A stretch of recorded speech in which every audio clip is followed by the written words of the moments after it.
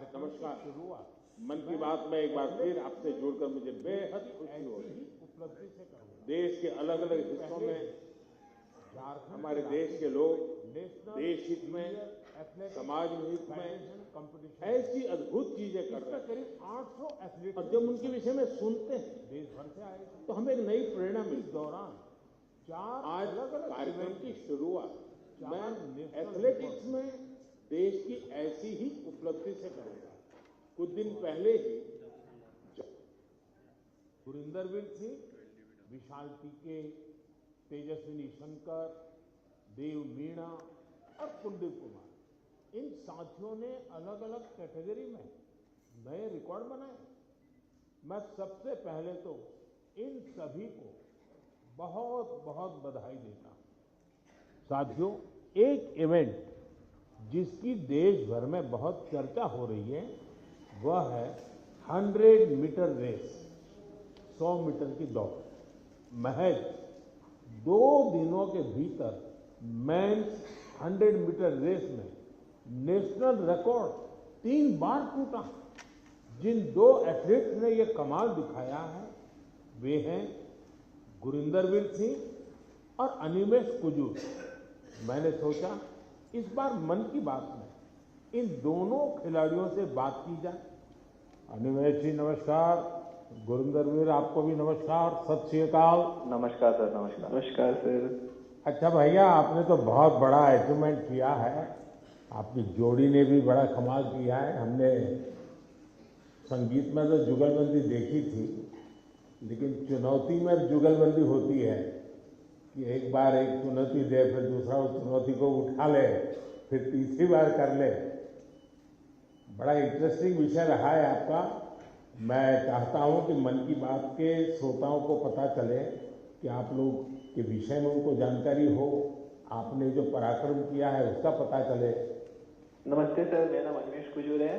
मैं 200 मीटर और 4x100 metre का नेशनल रिकॉर्ड होल्डर हूँ एंड मैं छत्तीसगढ़ से बिलोंग करता हूँ सर। एंड अभी मैं उड़ीसा से खेलता हूँ। मैं लास्ट ईयर एशियन मेडल और वर्ल्ड यूनिवर्सिटी गेम्स मेडल लेके आया एंड मैं एथलेटिक्स 2021 में चालू किया जब मैं स्कूल से पास आउट हुआ। मैं सैनिक स्कूल अंबिकापुर से पास आउट हूँ एंड मैं पहले फुटबॉल खेला करता था एंड मेरे पेरेंट्स कोविड के समय मुझे थोड़ी बहुत छूट देते थे कि तू जाके बाहर दौड़ ले या खेल ले। तो जब कोविड खत्म होने लगा तो मेरे फुटबॉल के जो फ्रेंड्स थे उन्होंने मुझे बोला कि स्टेट मीट होने वाला है, जाके तू पार्टिसिपेट कर। एंड मैं पार्टिसिपेट किया एंड मुझे पता नहीं था कि वहाँ से नेशनल का सिलेक्शन है। मैं वहाँ से नेशनल का सिलेक्ट हुआ एंड आज मैं इंडिया का रिप्रेजेंट कर रहा हूँ internationally.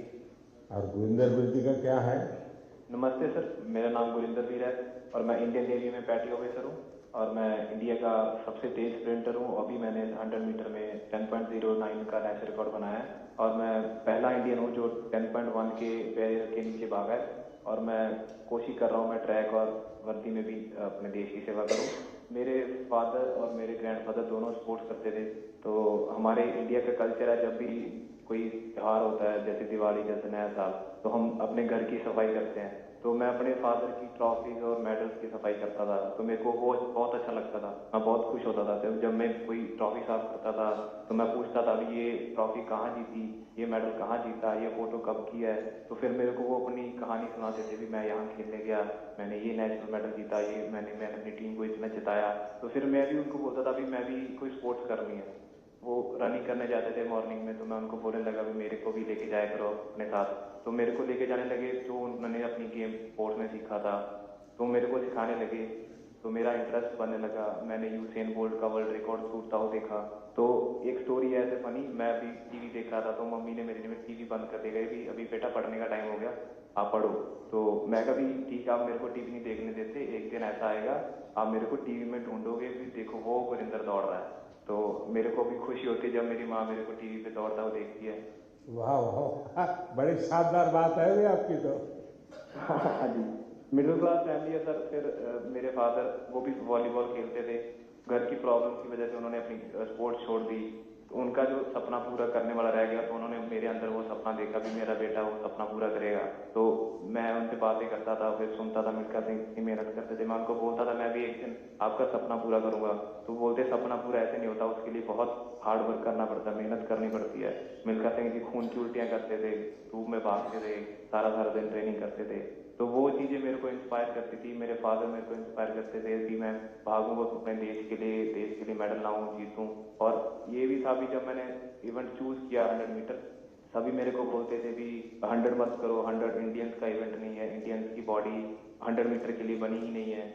My name is Julia. I'm the CEO of Hello Prenup and Massachusetts Family Law Attorney. Hello Prenup is the first digital platform that allows couples to create a prenup in hours instead of months and for a fraction of the cost of traditional methods. I started Hello Prenup because I was working at a law firm and I was talking to potential prenup clients. And there were a couple different frustrations that they experienced. Well, number one is that her Indian बोलता भी Indian print कर। देखिए, आप दोनों ने बहुत बड़ा कमाल किया है और सिर्फ 2 दिनों के भीतर आप दोनों ने 3 बार नेशनल रिकॉर्ड तोड़ा है। 100 मीटर रेस में दौड़ना, और जैसा गुरिंदर जी ने कहा कि लोग कहते हैं कि भारत के लोगों का तो बदन इस काम के लिए है ही नहीं, इतना मुश्किल होते हुए भी आपने काम किया।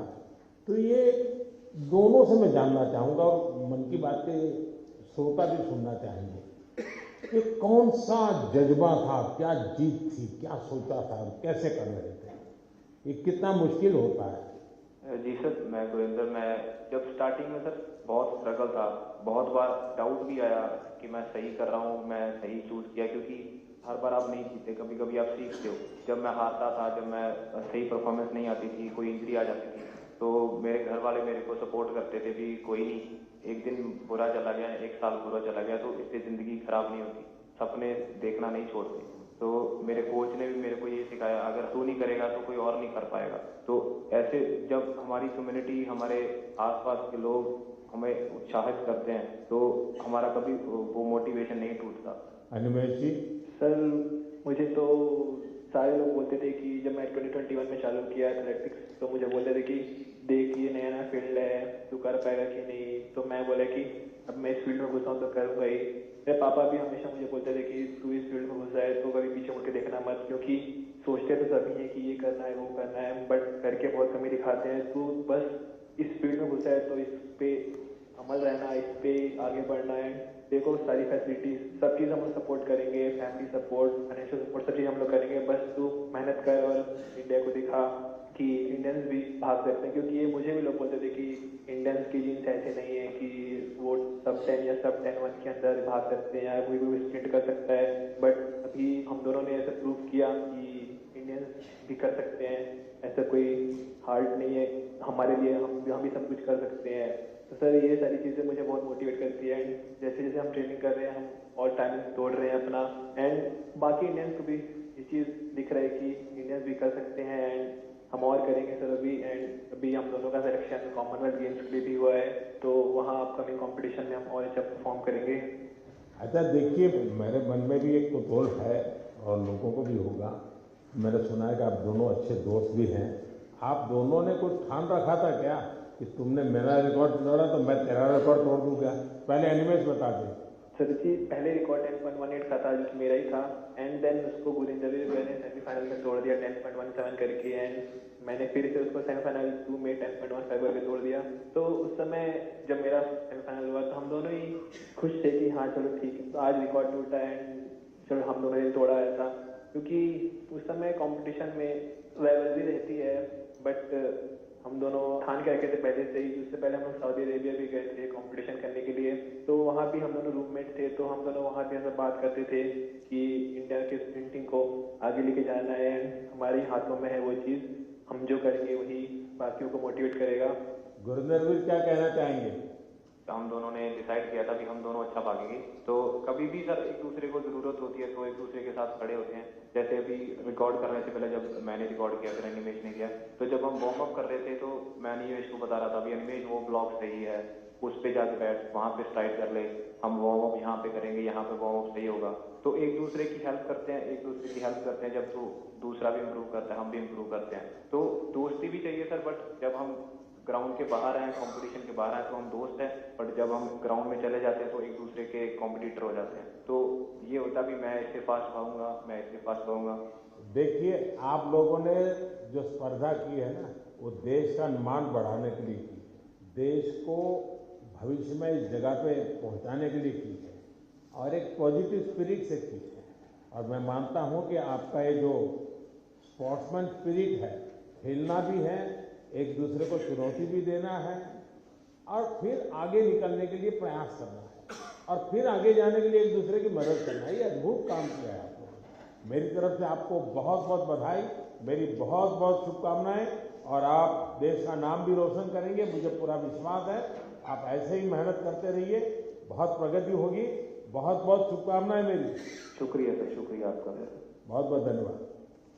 मेरे प्यारे देशवासियों, इस समय देश के ज्यादातर हिस्सों में बहुत गर्मी पड़ रही है, तेज धूप, गर्म हवाएं।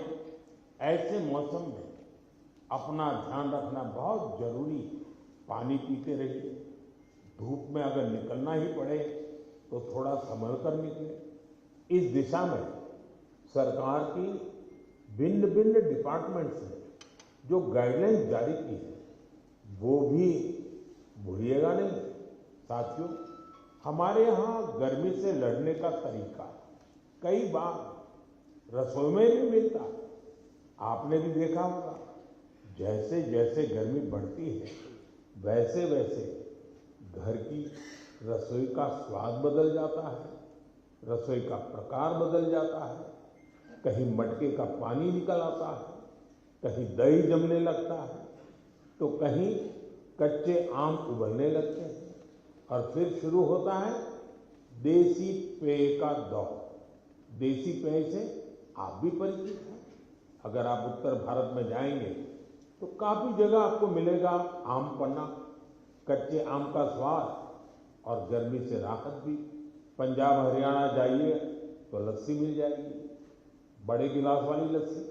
राजस्थान और गुजरात में छाछ जैसे हर खाने की साथी बन जाती है। और बिहार, झारखंड, पूर्वी उत्तर प्रदेश में सत्तू का शरबत, उसकी तो बात ही क्या है, पेट भी भरे ताकत भी दे। कोंकण और गोवा में कोकम शरबत, सोल कढ़ी, दक्षिण भारत में पानकम, नीरमोर, संबारम और ओडिशा में बेलपना। वो सिर्फ पेय नहीं, भारत के अलग अलग क्षेत्रों की परंपरा का हिस्सा है और इसमें एक भारत श्रेष्ठ भारत की भावना की झलक भी मिलती है। और एक बात जरूर ध्यान रखिएगा, इनमें से ज्यादातर चीजें हमारी अपनी रसोई से निकली है, हमारे खेत खलिहान से निकली है। कोई बड़ी ब्रांडिंग नहीं है, लेकिन पीढ़ियों का अनुभव उनमें समाया हुआ है। आप भी गर्मी के दौरान देसी पेयजलों का खूब आनंद लीजिए। साथियों, गर्मी आते ही एक और चर्चा हर घर में शुरू हो जाती है और वो है आम चर्चा का विषय होता है। भारत में शायद ही कोई घर होगा जहां गर्मियों में आम की बात ना होती हो। हर इलाके का अपना आम, अपना स्वाद, अपनी खुशबू। महाराष्ट्र और कोंकण का हापुस, अल्फांसो, गुजरात का केसर, यह तो आमरस की जान है। उत्तर प्रदेश का दशहरी और मेरी काशी का लंगड़ा। वैसे लंगड़ा आम की एक खास बात होती है, पकने के बाद भी उसका रंग कई बार हरा ही रहता है। बिहार का जर्दालू, जिसकी खुशबू दूर से पहचान में आ जाए। चौसा, मालदा, हर नाम के साथ लोगों की यादें जुड़ी हुई हैं। दक्षिण भारत जाइए तो बंगनपल्ली, तोतापुरी, नीलम, मलगोवा, बंगाल का हिमसागर, उड़ीसा और आंध्र प्रदेश का सुवर्णरेखा। यानी जगह बदलती है, आम का रूप, रंग और उसका स्वाद भी बदल जाता है। और साथियों, आम की ये यात्रा अब गांव से ग्लोबल मार्केट तक भी पहुंच रही है। आज मन की बात के माध्यम से मैं आम की पैदावार से जुड़े अपने किसान भाई बहनों की प्रशंसा करूंगा। आप देश की कृषि अर्थव्यवस्था के लिए आम किसान नहीं, बहुत विशेष है। ऐसे ही शायद ही है। साथियों, गर्मी के इन दिनों में ऐसे तो स्कूलों की छुट्टियां होती हैं, लेकिन मैं एक ऐसे क्लास की बात करूंगा जिसमें आपका एडमिशन करने का मन कर जाए। साथियों, एक स्थिति की कल्पना कीजिए, एक ऐसा स्कूल जहां बच्चे भी आते हो, युवा भी और बुजुर्ग भी, जहां कोई फीस ना हो, कोई बड़ी बिल्डिंग ना हो, कोई क्लासरूम भी ना हो, और सबसे रोचक बात, वहां क्लास नदी में लगती हो। साथियों, ये कोई कहानी नहीं है, ये एक सच्चा प्रयास है। केरलम के आलुवा में साजी वलाशेरिल जी ऐसा ही एक स्विमिंग क्लब चला रहे हैं। अब तक 15,000 से ज्यादा लोग यहाँ तैरना सीख चुके हैं। साजी जी ने दिव्यांग बच्चों को भी स्विमिंग सिखाई है। इस प्रयास के पीछे एक पीड़ा भी छिपी है। कुछ वर्ष पहले एक नौका हादसे में कई छात्रों की मृत्यु हो गई थी। उस घटना ने साजी जी को भीतर तक झकझोर दिया। उन्होंने सोचा, अगर बच्चों को तैरना आता होता तो शायद कई जानें बच जाती। बस यहीं से शुरू हुआ उनका ये अभियान। साथियों, साजी वलाशेरिल जी का जीवन हमें एक बहुत बड़ी सीख देता है। सेवा करने के लिए बहुत बड़े साधन जरूरी नहीं होते, जरूरी होता है एक अच्छा इरादा और लगातार किया गया प्रयास। इन्हीं के दम पर हजारों लोगों के जीवन में बदलाव लाया जा सकता है। मेरे प्यारे देशवासियों, बीते दिनों मुझे यूरोप के नीदरलैंड जाने का अवसर मिला। वहां मैं कई मीटिंग में शामिल हुआ। इसी दौरान एक ऐसा क्षण आया जिसने हर भारतीय को गर्व से भर दिया। नीदरलैंड्स में आयोजित एक विशेष समारोह में चोला काल की प्राचीन ताम्र पट्टिकाएं भारत को वापस सौंपी गई।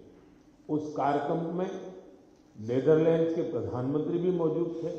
इन ताम्र पट्टिकाओं को लेकर मुझे देश विदेश से लगातार संदेश मिल रहे हैं।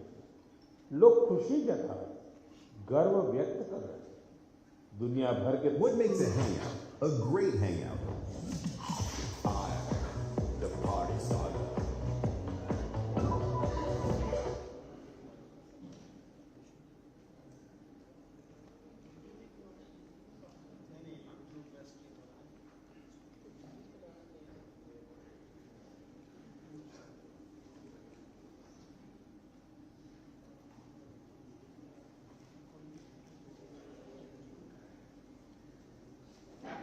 इसमें आनाई मंगलम गांव बौद्ध विहार को दान देने का उल्लेख है। इन ताम्र पट्टिकाओं में चोला वंश की उपलब्धियों का भी वर्णन मिलता है। इनसे पता चलता है कि चोला साम्राज्य की इन ताम्र पट्टिकाओं में इतनी मजबूत दक्षिण पूर्व देशों के साथ उनके संबंधों की जानकारी इनमें मिलती है। चोला साम्राज्य के समृद्ध इतिहास पर संस्कृति पर हम सभी को बहुत गर्व है।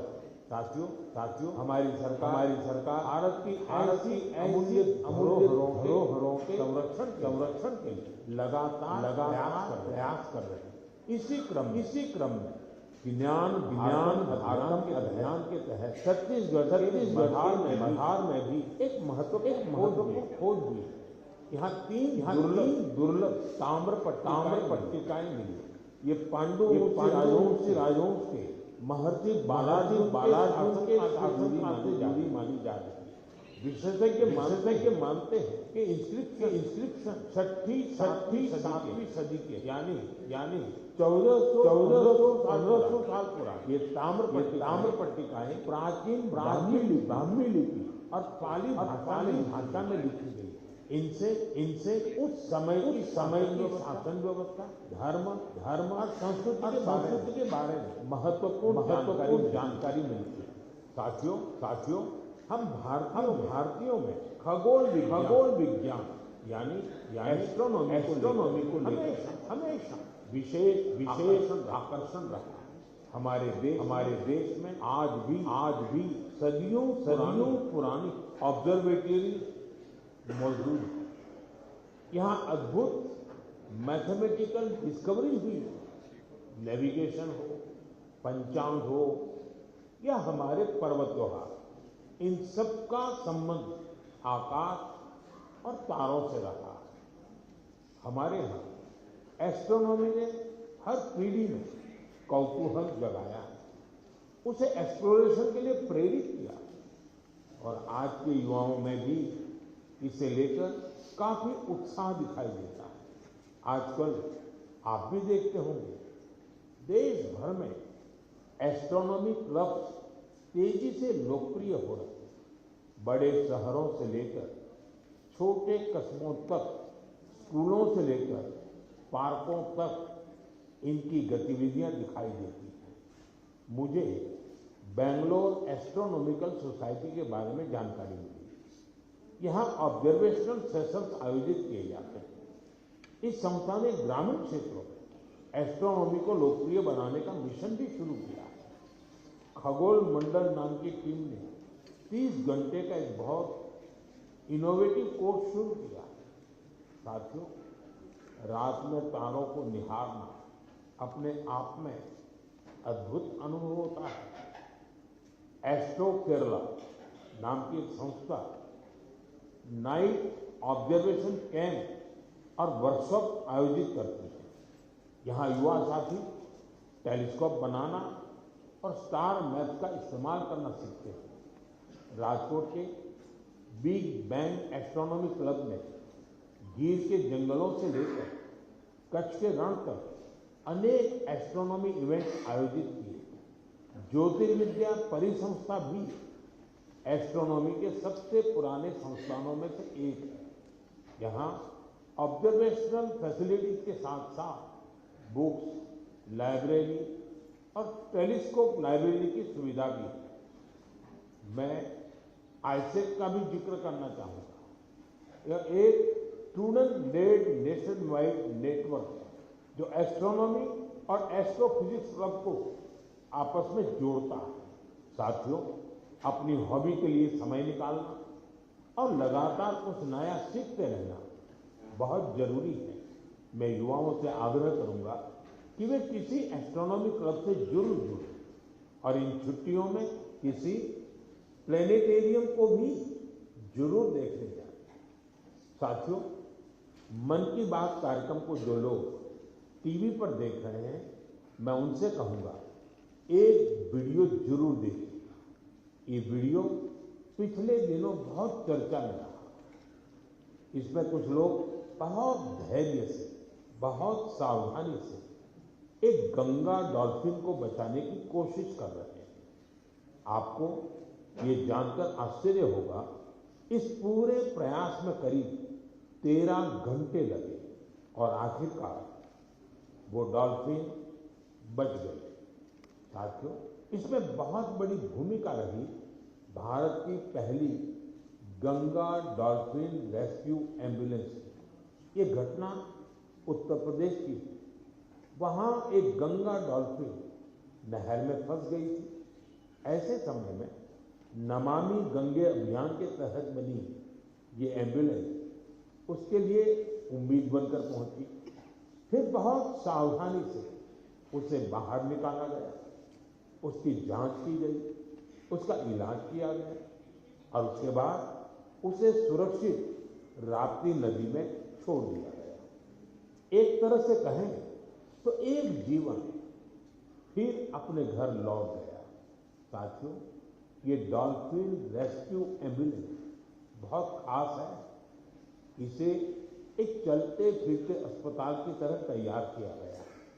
इसमें डॉल्फिन को सुरक्षित रखने की व्यवस्था है, ऑक्सीजन की सुविधा है, विशेष स्ट्रेचर, बचाव के उपकरण हैं। यानी अगर कोई डॉल्फिन घायल हो जाए, नहर में फंस जाए या नदी से कट जाए तो तुरंत उसकी मदद की जा सकती है। साथियों, जब हम गंगा डॉल्फिन को बचाते हैं तो हम सिर्फ एक प्रजाति को नहीं बचाते, हम गंगा की जैव विविधता को बचाते हैं, नदी के पूरे जीवन तंत्र को बचाते हैं और अपनी आने वाली पीढ़ियों के लिए प्रकृति की एक अमूल्य धरोहर भी बचाते हैं। मेरे प्यारे देशवासियों, आप में से बहुत लोगों की नदी, तालाब और कुएं के पानी से जुड़ी यादें जरूर होंगी। किसी को तालाब में तैरना याद होगा, किसी को दोस्तों के साथ तालाब किनारे खेलना, किसी को उस मिट्टी की खुशबू याद होगी। बचपन की ऐसी यादें जीवन भर मन में बसी रहती है। साथियों, ऐसी ही यादों को बचाने की एक प्रेरक गाथा उत्तर प्रदेश के बस्ती जिले से सामने आई। बस्ती के आकाश गुप्ता अपने गांव की मनोरमा नदी को देखकर बहुत दुखी होते थे, क्योंकि जिस नदी को उन्होंने बचपन में साफ और जीवन देखा था, समय के साथ उस नदी में प्लास्टिक जमा होने लगा था, गंदगी बढ़ती चली जा रही थी। श्रीमान आकाश ने तय किया कि शिकायत नहीं करेंगे, एक नई शुरुआत करेंगे। शिकायत नहीं, शुरुआत मंत्र बन गया। उन्होंने अपने दोस्तों को साथ लिया। सिर्फ जाल था, फावड़ा था, टोकरी थी और सबसे बड़ी ताकत थी कुछ बदलने का संकल्प।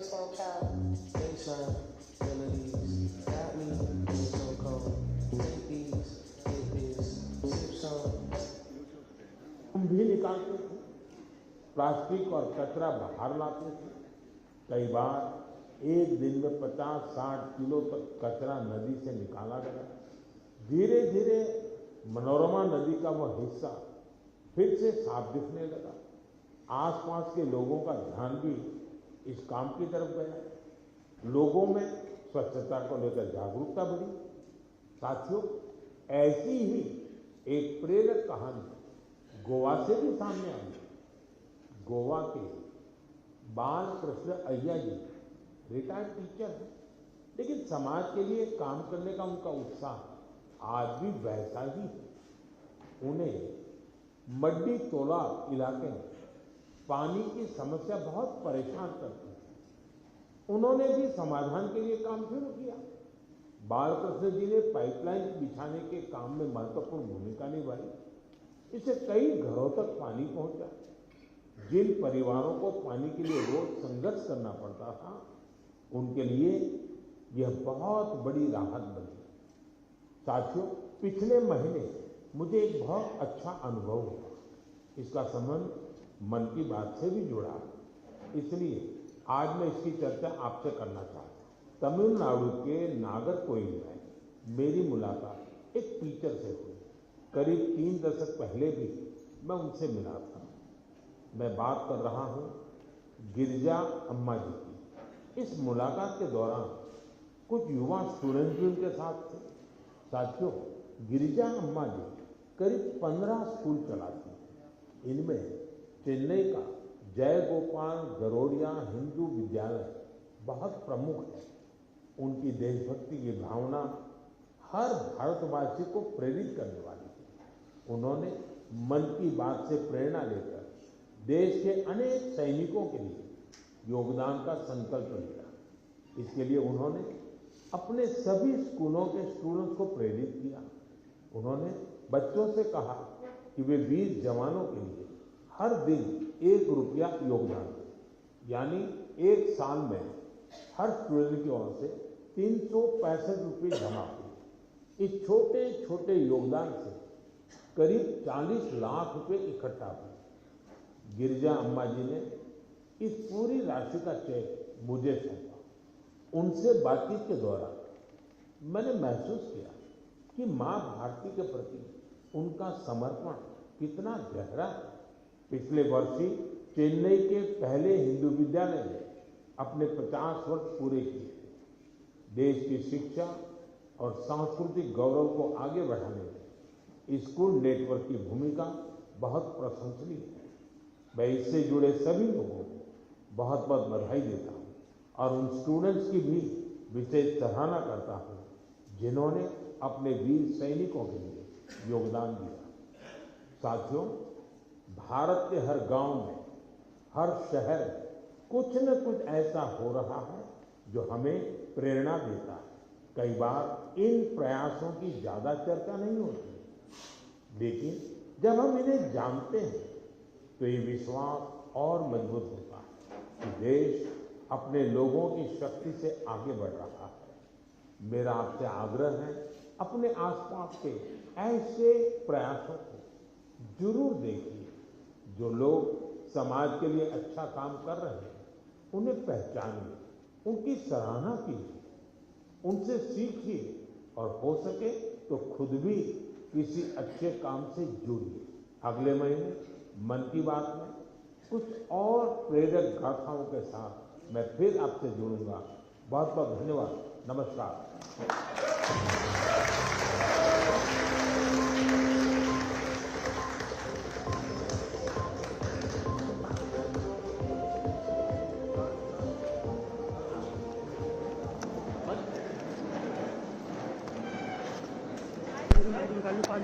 सामने उत्तर वाले की चीजें